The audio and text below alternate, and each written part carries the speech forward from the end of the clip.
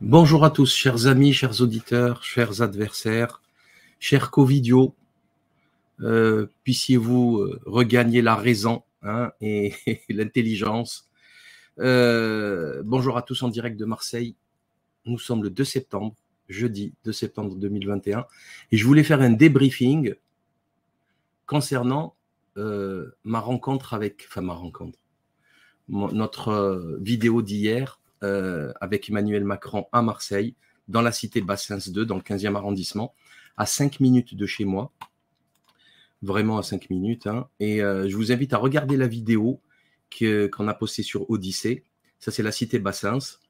C'est une toute petite cité qui était prévue pour être provisoire et qui est toujours habitée aujourd'hui. C'est un scandale. Je vous invite aussi à la voir sur notre page Facebook. Elle a fait plus de 50 000 vues en moins de 24 heures, en 12 heures depuis hier, en 15-16 heures. Et pour faire un petit débrief et vous raconter les coulisses de cette vidéo qui sont, je vous jure, beaucoup, beaucoup plus intéressants que la vidéo elle-même. Parce qu'il ne faut pas croire ce que vous voyez. Ce que vous voyez, c'est ce qui a été monté par les associations corrompues locales. Et vous le savez comment ça fonctionne, Marseille, depuis toujours, le clientélisme et la gamelle. Donc, c'était la cité de Samia Ghali. Et c'est Samia Ghali qui a ramené Macron là-bas parce qu'elle contrôle la situation. Elle connaît tout le monde et en plus, c'est tout petit. Il n'est pas parti à la Castellane où la place centrale, elle est ingérable. Il faudrait 4 milliards de CRS. D'ailleurs, au passage, très intéressant, quand j'arrive sur Bassins en scooter, je vois qu'il y avait, je sais pas, au moins 12 camions de CRS.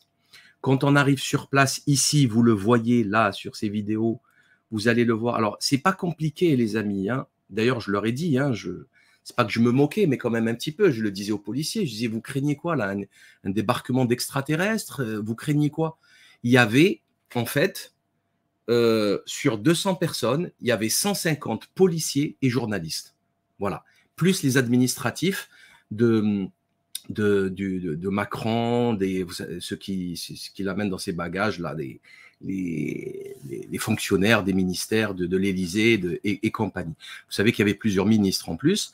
Et en fait, il y avait grand maximum 50 habitants de Bassins. Allez, 60 maximum. Tout le reste, c'était des policiers. Vous les voyez, en fait, à un moment donné, quand Macron sort, il y a une ligne ici de policiers, une autre ligne, ils lui ont fait un couloir, et vous ne pouvez pas accéder à Macron. Et là, je parlais aux policiers, je leur disais, mais vous vous rendez compte qu'il y a un problème? En fait, vous avez peur du peuple. Macron a peur du peuple. En Scandinavie, les ministres, ils prennent le métro pour aller chez eux. Il n'y a personne qui va les toucher. Pourquoi, à votre avis? Dans plusieurs pays scandinaves, c'est comme ça. Parce que c'est des gens normaux, ils ne volent pas le peuple, ils ne trafiquent pas, ils ne magouillent pas. Vous voyez? Voilà, c'est tout, c'est simple. Comment vous pouvez expliquer déjà, mais le déplacement de Macron est un trouble à l'ordre public et un trouble à l'économie. C'est-à-dire qu'à un moment donné, il n'y a plus personne qui peut bosser. On ferme toutes les routes, il n'y a plus personne qui peut aller rejoindre son boulot, la livraison, elle ne peut pas être réalisée. Pendant des heures, c'est une perte d'argent net. Donc, vaut mieux qu'il reste à Paris, qu'il ne bouge pas le Macron. Parce que là, moi, je suis en train de bosser, je n'ai pas envie de voir 400 camions de CRS, de police, de sécurité du président, etc. Ça n'a pas de sens. Alors, je ne dis pas qu'il ne faut pas de sécurité. D'ailleurs, c'est ce que je leur disais aux policiers. Je leur disais, ici, il n'y a personne qui veut lui faire du mal, je vous le garantis. Mais je ne dis pas qu'il n'y a pas de fous. Il y a toujours des fous. Mais ça, c'est le job de la sécurité présidentielle, de l'unité de sécurité présidentielle, en costard-cravate. Comme ça, on ne met pas trop de policiers. C'est détendu, c'est populaire. Non, en fait, il n'y avait que du bleu sur vous le voyez. Et en fait, moi, j'étais sur une table, vous savez, de jardin, avec des journalistes. On est monté par-dessus, avec 2 policiers qui me collaient au basque. Un homme et une femme, ils étaient à 10 cm de moi, 10 cm. Mais bon, ils ont été très corrects, très corrects. Ils nous ont laissé faire ce qu'on voulait. De toute façon, on n'a rien fait. J'ai hué Macron par rapport à sa politique. Et c'est un droit constitutionnel, c'est un droit citoyen. D'ailleurs, c'est ce que je leur disais.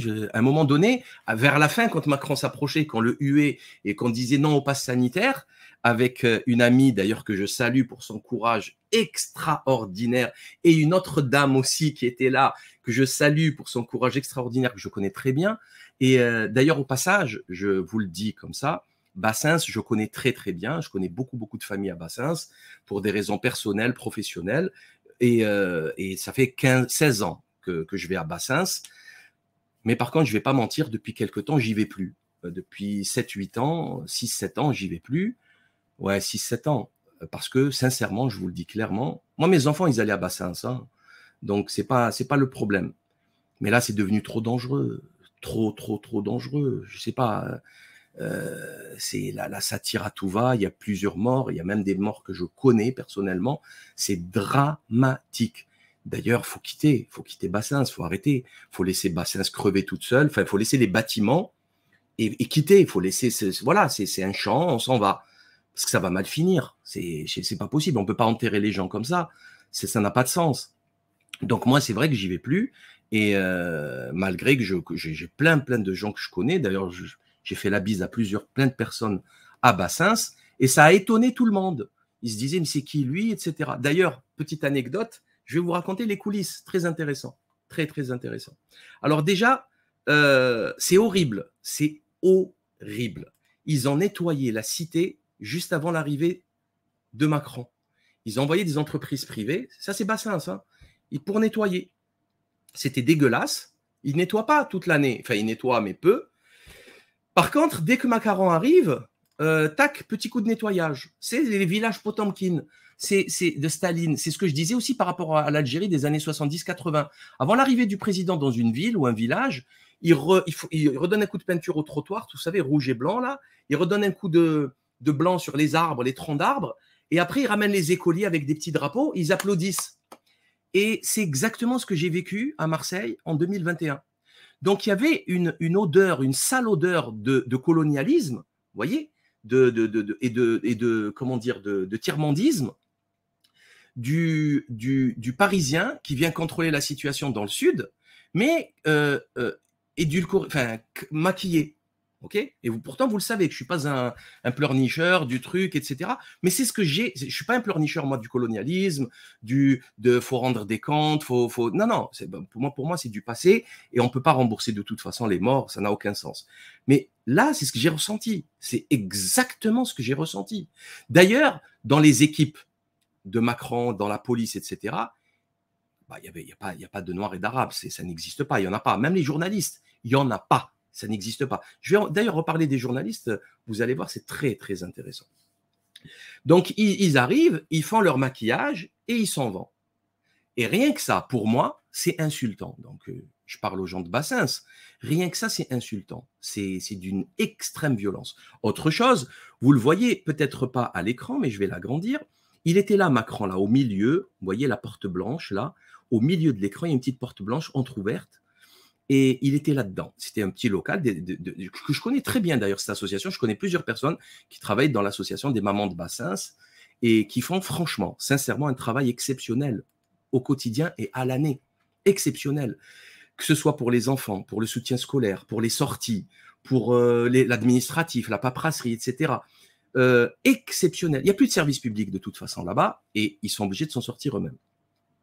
D'ailleurs, on dit qu'il y a des gens que c'est le chômage, etc. Non, il y a beaucoup de femmes qui bossent là et qui donnent énormément de leur temps, de leur énergie pour ça.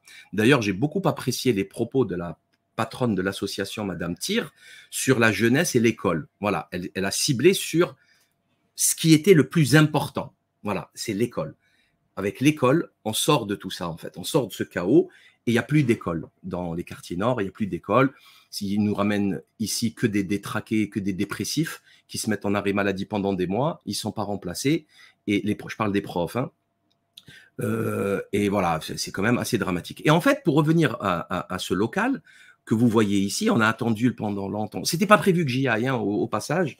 J'étais occupé, moi j'étais au cabinet en train de travailler et d'ailleurs je réglais un problème de bris de glace avec les assurances, etc. Mais comme j'ai fini plus tôt, je me suis dit, ben tiens, je vais y aller, c'est à 5 minutes. J'y suis allé. Mais ça a duré un peu longtemps, ça m'a un peu fatigué, mais bon, c'est pas grave. Et regardez là, en fait, ils étaient là, en fait, regardez. Regardez-moi ça. Payan, ça c'est le maire de Marseille, Macron bien sûr. Samia Ghali, c'était la mairesse adjointe de Marseille et au 15-16. Et là, vous avez, regardez, ils sont à 4 en moins d'1 mètre carré. Il n'y a plus de virus. Il n'y a pas de virus. Il n'y a pas de virus. D'ailleurs, il y a un truc sympa en haut que vous pouvez voir, hein, les dessins des 3 religions. Hein, donc, pour tous ceux qui disent, vous savez, toute l'extrême droite dégénérée, la parisianiste, qui parle d'islamophobie, qui parle d'islam et d'antisémitisme, vous voyez, bon, ça c'est anecdotique, mais bon. Regardez là, il n'y a pas de virus. Regardez, quand Macron, il sort il sort dans comment on appelle ça, dans la cour de Bassins, que vous voyez ici, ou quand il va arriver sur Marseille, dehors, en plein soleil, en plein cagnard, il faisait chaud hier, hein, il met le masque parce que le virus, dangereux, il est dangereux le virus, le SARS-CoV-2. Ouh, 4e vague, on va tous mourir. Passe sanitaire, mise au chômage de plein de gens. Moi, je serai au chômage dans 15 jours. C'est dramatique. Par contre, dans une salle associative exiguë, minuscule, ils sont à 4 au mètre carré sans masque. Il n'y a plus de virus. Rien que ça, c'est insultant. Rien que ça, c'est une insulte à la raison. Ils se moquent de vous, ils se moquent de vous. Rien que ça, on devrait faire sauter toutes ces lois. C'est quoi ces clowneries là? À quoi on joue? Il y a le virus ou il n'y a pas le virus? Il y a le virus ou il n'y a pas le virus? On ne peut pas faire les deux. Donc, normalement, en plus, ils ont fermé la porte, etc. On peut voir une petite fenêtre entrouverte au fond ici. Mais bon, et là, vous le voyez, hein, je ne sais pas, regardez par vous-même. Alors, c'est une couple d'enfants de Marseille et des alentours qui ont fait cette le travail regardez-moi ça, il n'a pas de masque, il n'a pas de masque. Tous ceux-là, ils n'ont pas de masque. Voilà, Saïd Hamada, le député 15-16, il est là. Il est là, Saïd Hamada. Pas de masque, normal. Non, pas de masque. Ça parle et je vous jure qu'ils sont restés au moins 1 heure. Au moins 1 heure. Alors là, s'il n'y a pas de cluster, là, il n'y aura jamais de cluster dans toute l'histoire de l'humanité, de Covid. OK? Donc, comment c'est possible un truc pareil? Ils se moquent de nous. OK? Ils se moquent de nous. D'ailleurs, je rappelle tout de même. Alors, on va revenir sur un truc rapide. C'est intéressant, c'est important. Alors là, c'est même BFM.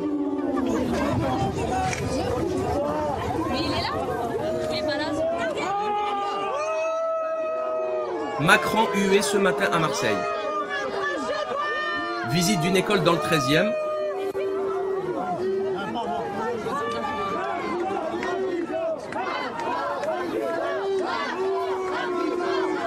Alors vous l'entendez, les huées, quelques dizaines de personnes présentes.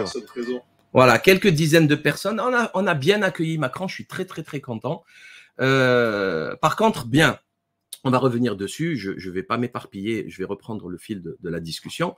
Donc comme je disais, ici vous aviez Samia Ghali, Benoît Payan, le maire de Marseille, Macron, et Saïd Hamada juste à côté, qui est le député qu'on voit jamais d'ailleurs, hein, que j'ai jamais vu moi. Jamais je l'ai vu. Pourtant, je passe ma vie dans le 15-16. J'y travaille et j'y vis. Je sais pas, je fais mes courses, je vais à la poste, je vais à la banque, je vais à la boulangerie, à la boucherie. Pouh, je vais emmener mes enfants au parc. Je passe ma vie, je l'ai jamais vu. Jamais vu marcher. Gibraël, je l'ai vu 2-3 fois. Tonton Gibou, je l'ai vu. Pourtant, Tonton Gibou, monsieur Lamagouille, hein. Mais lui, Hamada, jamais. Saïd Hamada, je ne l'ai jamais vu. Je l'ai vu une seule fois dans une conférence sur je ne sais plus quoi, et c'était il y a 5 ans, quoi. Bref. Donc, ils sont venus faire leur cirque. Et moi, ce qui me choque, c'est cette mise en scène, en fait. La mise en scène, c'est quoi? On ramène des associatifs qu'on va perfuser à l'argent public, et on leur demande de faire la claque, des applaudissements. Comme je vous le disais, hein, les villages Potankin, comme je vous disais, tout est mis en scène. Les policiers, comme je le disais, ils me surveillaient de près, et à un moment donné, ils voulaient m'exfiltrer, quoi. Ils voulaient, non, c'est bon, c'est... Et là, je me retourne vers les 2 personnes, je dis, attention, non. Faites attention, moi je passe le 15 septembre au tribunal pour avoir été agressé par des policiers alors que je manifestais une liberté constitutionnelle claire, enfin la liberté de manifester. Et le procureur a accepté ma plainte, n'aggravait pas la situation de la police nationale. C'est-à-dire qu'à un moment donné, ici en France, je vous jure que c'est vrai, hein, il va falloir vous mettre dans la tête que Macron, quand il vient, il faut juste l'applaudir. Si vous le huez, on vous prend. Bon, après, ils ont arrêté, hein, ils m'ont laissé, et ils ont abandonné parce qu'ils ont vu que je connaissais mes droits et qu'il ne fallait pas aller plus loin. C'est débile. C'est débile de faire ça. C'est con. C'est pas intelligent. Parce que j'ai rien fait. C'est mon salarié, Macron.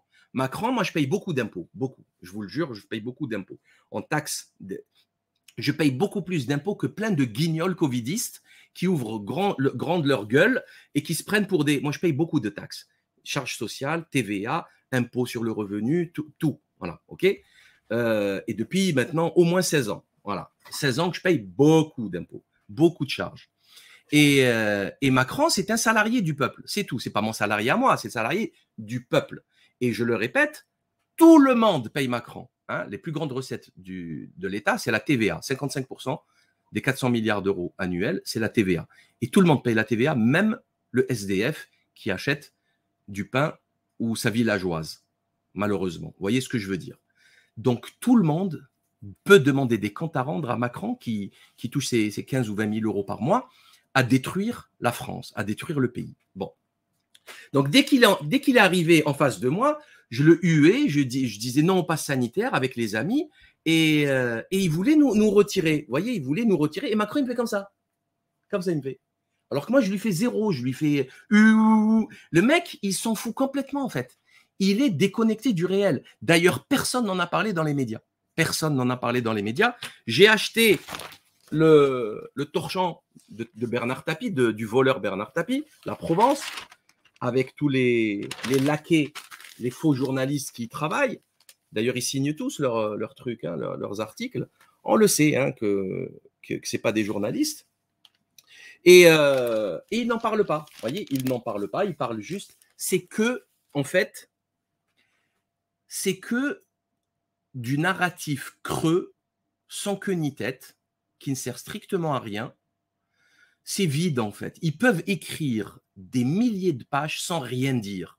Alors que moi, quand je faisais mon commentaire vidéo, que vous pouvez réécouter, d'ailleurs, j'ai été embêté au début par un barbu, là, une personne un peu âgée, plus de cinquantaine, un barbu qui n'était pas en pleine forme.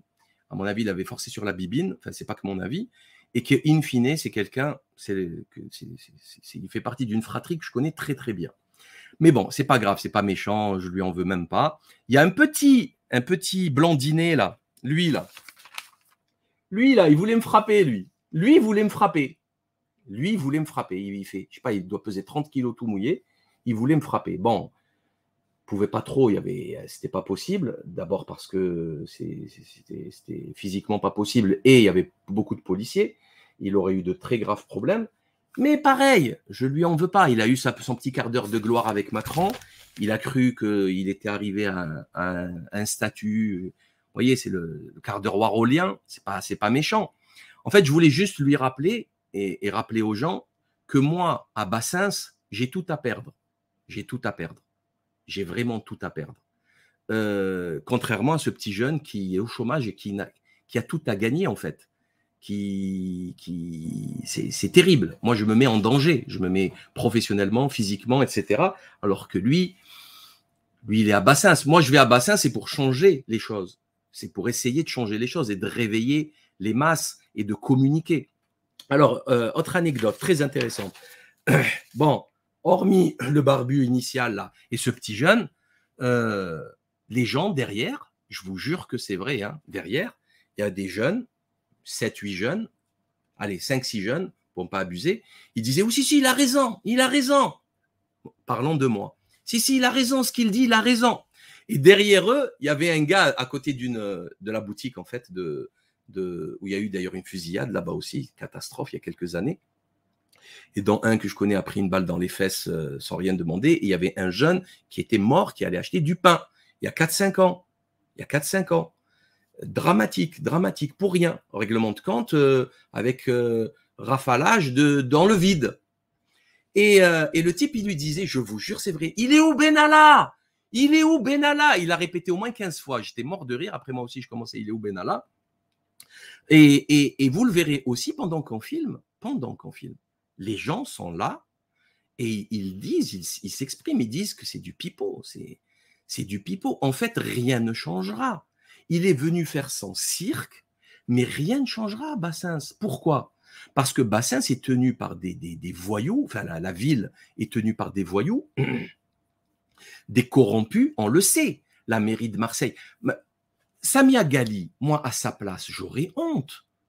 Samia Ghali, à sa place, j'aurais extrêmement honte. Ça fait 15 ans qu'elle est mairesse.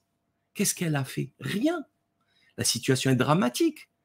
À quoi elle sert? Je sais pas, à un moment donné, soit elle sert à quelque chose et elle le démontre, et c'est super, il n'y a pas de souci. Soit elle ne sert à rien, elle démissionne. À quoi elle sert? Tous les salaires qu'elle prend, le boulot qu'elle fait au quotidien, à quoi il sert? À rien. Benoît Payan, c'est pire. Benoît Payan, tout le monde à Marseille sait que c'est l'équipe de Guérini. C'est la continuité de l'équipe de Guérini. Tout le monde le sait. Tout le monde le sait. Donc, Saïd Hamada, le député, c'est La République En Marche. Lui, même pas dans ses rêves, il sera reconduit. Donc, c'est voilà, il doit faire 2 ou 3% dans les élections. C'est catastrophique. Donc, à un moment donné, d'ailleurs aussi, quand vous lisez ça, c'est dingue, c'est dingue, c'est dingue, c'est dingue. Quand ils disent bain de foule à Marseille, ben, le bain de foule, pourquoi ils ne votent pas pour lui? Pourquoi la foule du bain ne vote pas pour lui? Moi, j'ai vu un bain de flics, j'ai vu un bain de CRS, mais je n'ai pas vu de bain de foule. J'ai vu quelques dizaines de personnes à Bassens. Et si ces gens aimaient Macron, pourquoi ils ne votent pas pour lui au local, au municipal, au départemental, au régional? Personne ne vote pour lui. Donc déjà, rien que ça, c'est contradictoire. Macron, il représente 3% de l'électorat français, pas plus. Maintenant, venons-en aux journalistes. On attendait longtemps, je discutais avec les journalistes. On discutait du vaccin, tout vacciné, pas vacciné, tout. Et à un moment donné, je fais des commentaires. Vous voyez, je fais des commentaires. Et d'ailleurs, j'ai parlé de la BAC Nord. Et c'est là où le barbu, là, le monsieur barbu, s'était énervé contre moi.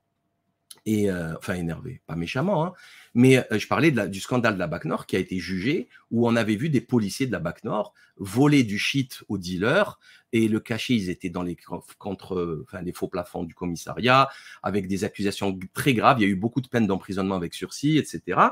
Et ça, c'est officiel. Et moi, personnellement, depuis 15 ans, j'ai des témoignages de ça. Où on me décrit même les policiers, le rouquin, le barbu, le moustachu, etc.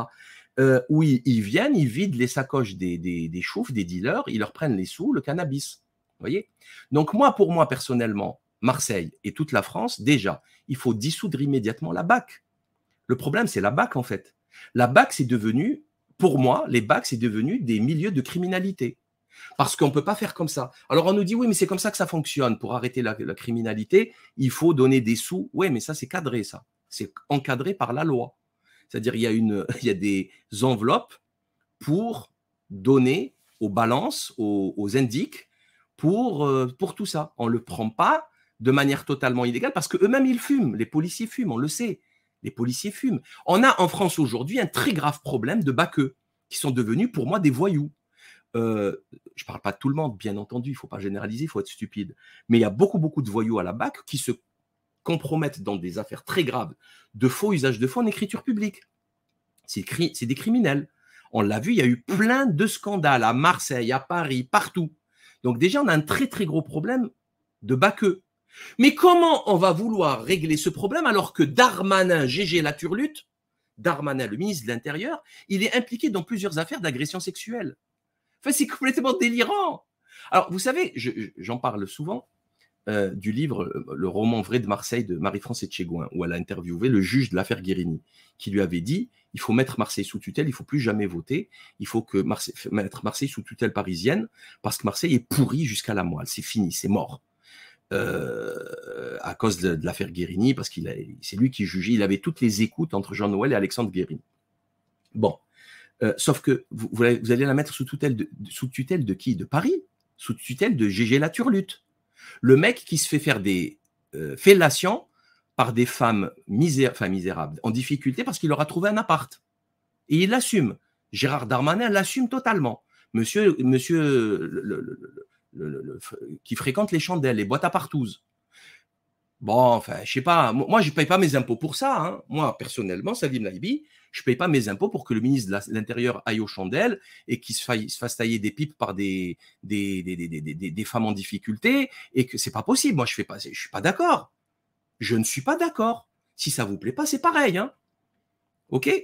Donc, quand les gens de Bassins, chers amis, si vous croyez qu'il y a quelque chose qui va changer avec cette visite, c'est que vous vous foutez le doigt dans l'œil, dans le nez, jusqu'à l'œil, jusqu'au cervelet. Ça ne changera jamais. Parce que Paris est corrompu, Marseille est corrompu, et là, l'argent qui va être débloqué, il va être détourné en BTP. Vous allez voir, le commissariat qu'ils vont construire, il doit coûter 30 millions d'euros, ils vont le facturer 50, ils vont détourner 20. Au lieu de durer 1 an et demi, il va durer 8 ans. C'est Marseille, c'est à la Marseillaise. Vous ne le savez pas, ben, je vous le dis. Donc, c'est une catastrophe. D'ailleurs, il y a quelqu'un que je connais qui a fait une très belle remarque aux caméras, juste ici, là, devant la porte. Il leur a dit, oui, il y a de l'argent, mais il faut le suivre, l'argent. Il faut suivre l'argent, d'où il vient, où il va, au centime près, ce qui ne sera pas fait. De toute façon, Macron ne gagnera jamais les élections et tous ses plans, il n'y aura même pas de suivi, en fait. Vous verrez, hein, dans 3-4 ans, il va y avoir un rapport de la Cour des comptes qui va dire que les 150 millions de je ne sais pas quoi, bidule, rien du tout, ça ne servit à rien, ouelou. Alors, on nous a expliqué d'ailleurs qu'ils allaient ramener 100 policiers ou 200 policiers supplémentaires, des magistrats et surtout 500 caméras de vidéosurveillance. 500 caméras de vidéosurveillance. À quoi ça sert? À quoi ça sert? Est-ce que vous savez qu'ils nous ont déjà mis ces caméras de vidéosurveillance, mais pourquoi faire? Juste pour la verbalisation, pour vous voler 135 € parce que vous vous êtes garé 30 secondes sur le trottoir pour acheter la baguette de pain. Bravo, ça c'est pour la criminalité, c'est génial. Mais en même temps, on nous explique qu'on va avoir de la vidéosurveillance, la fibre, la 5G, là, pour la criminalité. Mais ça n'a jamais réglé la criminalité, la vidéosurveillance. Il suffit de mettre une cagoule, les teubés. Je mets une cagoule et c'est réglé. C'est tout. Qu'est-ce qu'il y a? Vous êtes débile à ce point? J'ai un maquillage, je change de tenue, je rentre dans un appart, je sors avec une autre tenue. Il n'y a aucune preuve que c'était moi. Aucune. Ça n'a aucun intérêt. Le travail qu'il faut faire, c'est un travail. Déjà, il faut tout casser, il faut tout raser, il faut déplacer les populations, il faut mélanger les populations, il faut donner des portes de sortie aux jeunes, hein, il faut leur donner des écoles d'excellence, des écoles, parce qu'il n'y a aucune raison qu'ils ne travaillent pas. Ils ont le même cerveau que les autres. Exactement le même cerveau que les autres, les gens. Les enfants de Bassins et les enfants de Neuilly ont le même cerveau. Ils n'ont juste pas les mêmes profs et pas les mêmes moyens. C'est tout. Il n'y a que ça qui change. Donc, concernant les journalistes, rapidement, et j'en aurai terminé, donc je discutais avec les journalistes et je leur parlais de la situation de Marseille. Enfin, je parlais comme ça tout seul, je commentais. Et à un moment donné, je dis, en plus, Macron, c'est lui qui a détruit l'économie à cause de sa gestion du Covid, et les cités pauvres de France, c'est elles qui vont cumuler le million de pauvres supplémentaires. Vous savez, il y avait 9 millions, on est à 10 millions de pauvres à cause de la crise Covid, mais ces 9 millions, ils ne sont pas sur les Champs-Élysées ou dans le 8e, ils sont dans les cités pauvres. C'est là où il y aura plus de pauvreté. Et je leur ai dit, en plus, il vous a interdit d'aller faire vos courses dans les grandes surfaces, alors que c'est illégal, la préfète le sait. La préfète piétine l'état de droit. C'est illégal. En plus, il veut vous obliger à vacciner vos enfants et vous-même. En plus, il vous traite, la PHM vous traite d'indigents parce que vous êtes des bougnoules, vous ne comprenez rien à la vie, vous êtes des teubés. Donc, vous ne vous vaccinez pas parce que vous êtes des indigents. Et c'est le professeur Jouve, Jean-Luc Jouve, qui a dit ça à la PHM. Et il y a un journaliste, un petit jeune, une tête à claque, qui me dit non, non, ce n'est pas vrai ça. Qu'est-ce que vous voulez répondre à ça? Je ne sais pas. C'est écrit noir sur blanc dans la Provence, dans 20 minutes. C'est écrit même sur, je crois, leur page Facebook à la PHM. C'est officiel, c'est écrit noir sur blanc. Il me dit non, c'est pas vrai. Qu'est-ce que vous voyez, à un moment donné, on ne peut même plus parler, en fait. Bon, c'est un négationniste, il nie le réel, tant mieux pour lui, c'est pas, à la rigueur, ce n'est pas mon problème. Et ensuite, donc on continue à discuter, et à un moment donné, qui je croise, Igor Dosgor, c'est le gars de BFM. Alors là, c'est un moment magique. Ça, c'est à la fin, j'allais partir. J'étais vraiment en train de partir. Je voulais parler au jeune blondinet, là.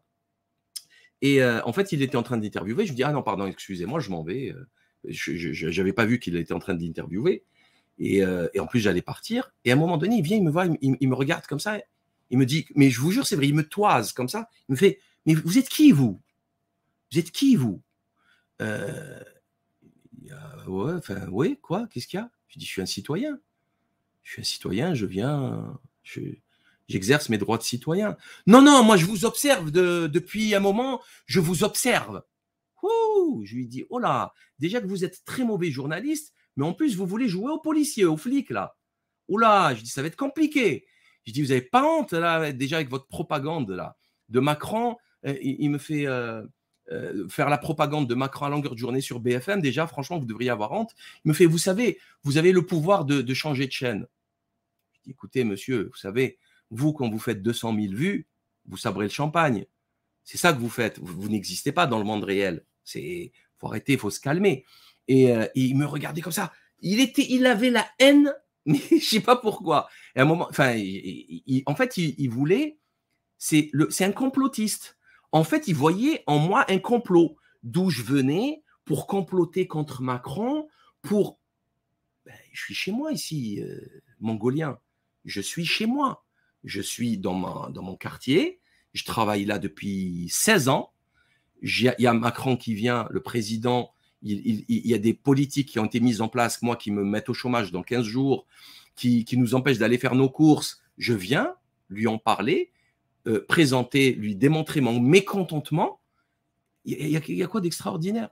Lui, il voulait voir quelque chose, une magouille, voyez, alors qu'il n'y a absolument aucune magouille. S'il y avait une magouille, il ne m'aurait même pas laissé rentrer, la police. Okay, je les avais à 10 cm derrière moi. Donc, c'est encore une fois, vous voyez, le ridicule de la situation. Il y avait aussi la ex-journaliste de Quotidien, qui travaille maintenant pour LCI, une tête à claque aussi, terrible, c'est horrible, franchement, c'est horrible. Mais on comprend, quand vous allez sur le terrain comme ça, vous comprenez pourquoi la France va mal. C'est très intéressant, humainement parlant, c'est très intéressant. Et je lui dis, moi je croyais qu'il était encore à Quotidien, parce que je n'ai pas encore vu Quotidien, je ne savais pas qu'il y avait des changements. Et je lui dis, vous savez, vous direz à Yann Barthès que c'est un menteur, parce que Jacques Attali, il a appelé à la mise en place d'un gouvernement mondial, alors que vous avez dit l'inverse sur votre plateau. Il me dit, ah non, mais moi je ne suis plus à Quotidien, je ne suis plus à Quotidien. Je lui dis, oui, mais vous étiez sur le plateau, vous étiez là, avec Martin Veil.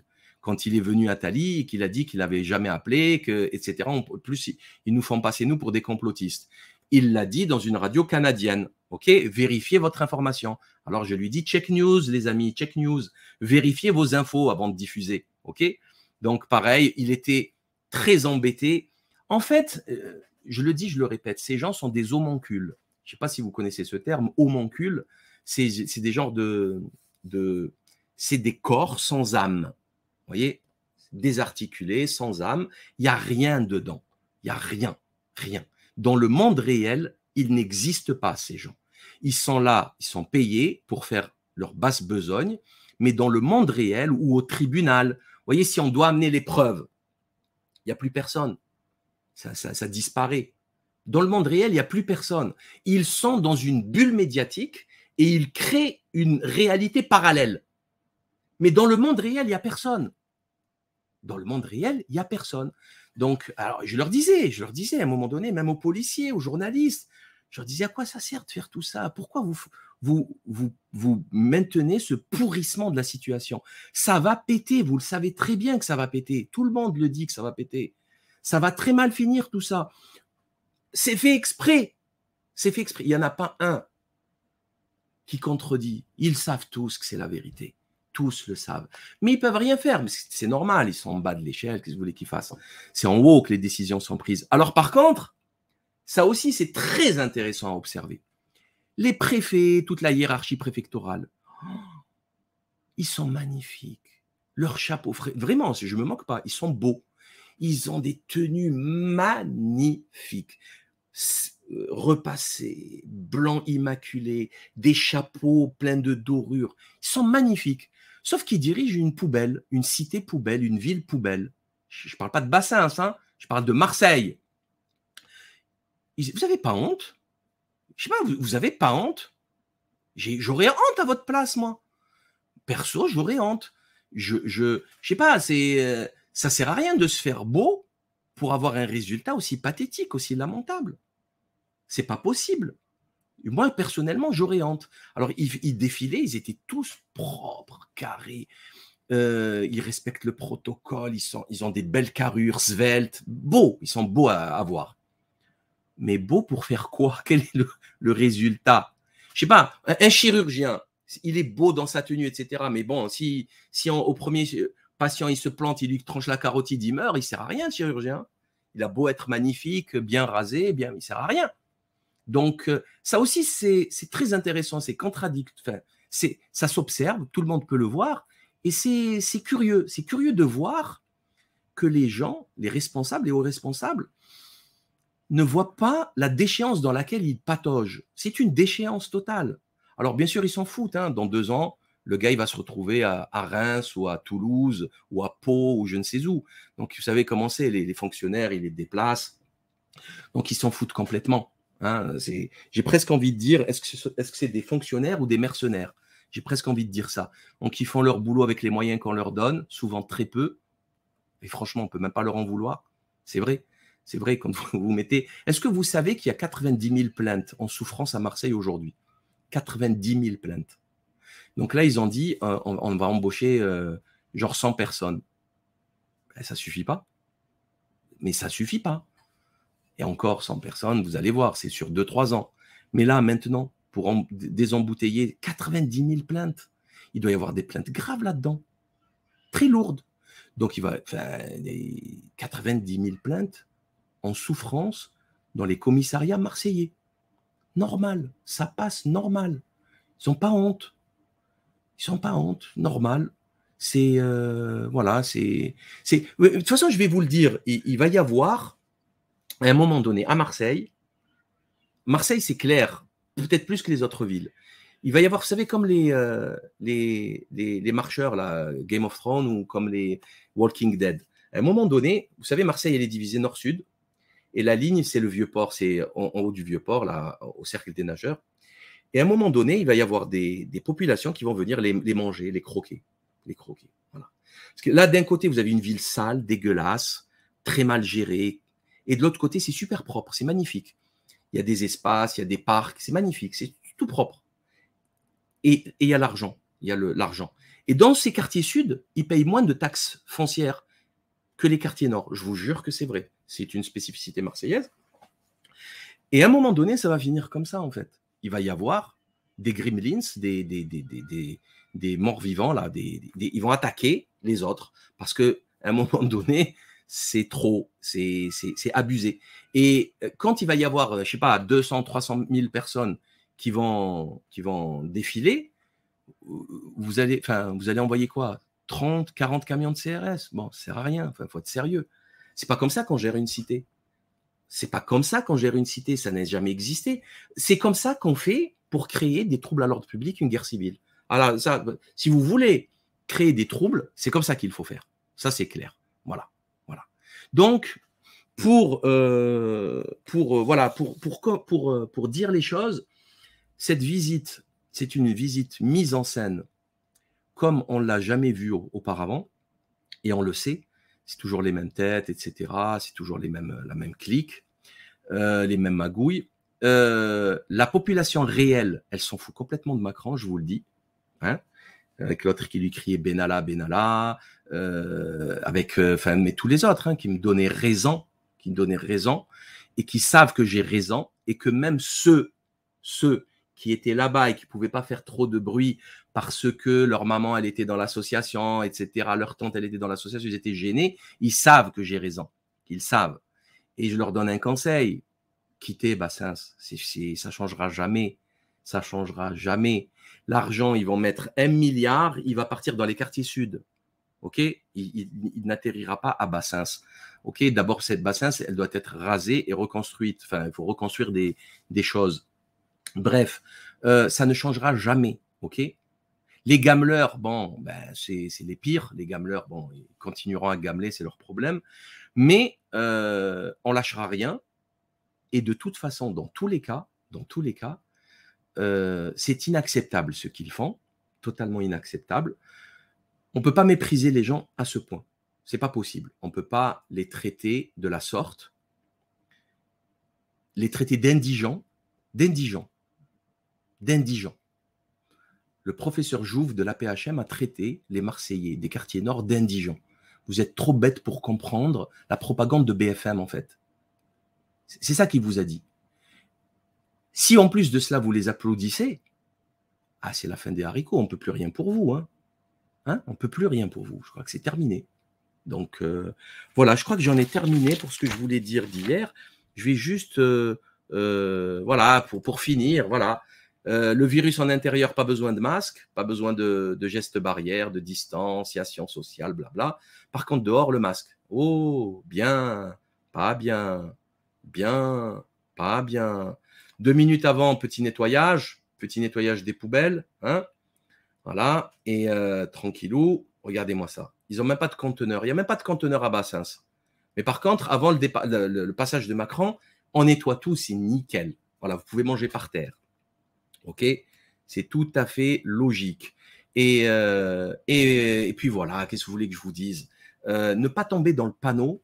Vraiment, dans le panneau, il y a une énorme conscience citoyenne dans les quartiers nord. C'est pour ça que d'ailleurs, il y a un taux de vaccination plus faible. Moi, je discute énormément avec tout le monde, à Saint-André, à l'Estac, à Saint-Henri, à Saint-Antoine, enfin, c'est là où j'habite. Je discute énormément avec des gens, il y a quasiment personne, je vous jure que c'est vrai, les jeunes surtout, qui veulent se faire vacciner. Il n'y a personne qui croit à la propagande de Macron. C'est vraiment, ça c'est le réel, parmi toutes les origines, arabes, blancs, gitans, tout ce que vous voudrez. Tout ce que vous voudrez. Donc, il ne faut pas tomber dans le panneau de cette mise en scène de 3 jeunes devant qui essaient. Je leur en veux même pas, je leur en veux même pas parce qu'ils sont dans des très, très, très grandes difficultés au quotidien.